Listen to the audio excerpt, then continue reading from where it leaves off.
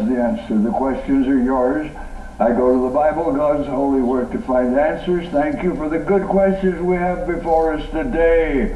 Question number 1, is a private wedding ceremony as valid in God's eyes as a public one? Yes, God looks on the heart.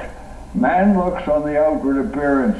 You remember the commitment that Ruth made to Naomi long years ago. Whither thou goest, I will go. Thy people shall be my people, thy God, where thou diest, I will die, and there will I be buried.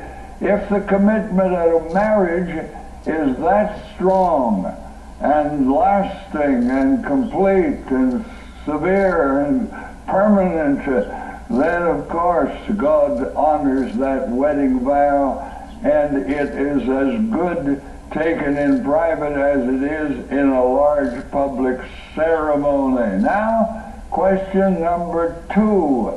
Should we be content with what we have or work to increase our wealth?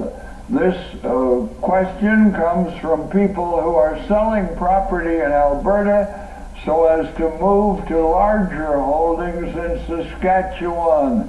Is it right to want to have a larger income? Well, Romans chapter 12 verse 11 says that we are not to be slothful in business.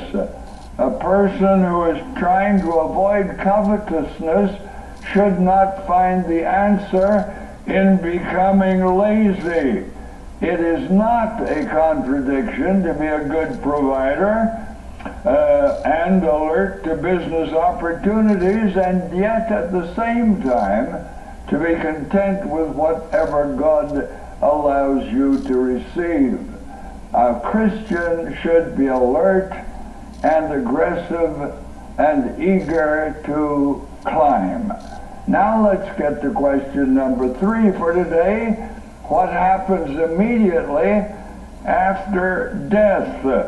The short answer is this, that the spirit goes to God who gave it, and the body goes to the cemetery. Jesus used the word sleep. The body sleeps in death, but certainly the soul does not sleep in death. Today, Jesus said to the thief on the cross, today you shall be with me in paradise.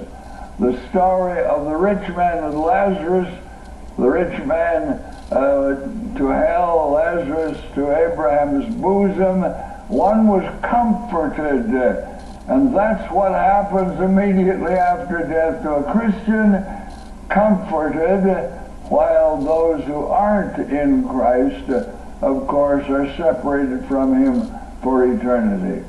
Thank you so much for these good questions. Thank you for them, and I trust the answers have been a blessing. If you have a question you'd like me to use on the Bible as the answer, please write it out, send it to me. I'll be pleased to hear from you. I'll get to your question on the air just as quickly as I can. And when you write, all the address you need is simply Faith to Live By, Box 426, Winnipeg, Manitoba, R3C 2H6. Tim now, Jesus is all the world to me.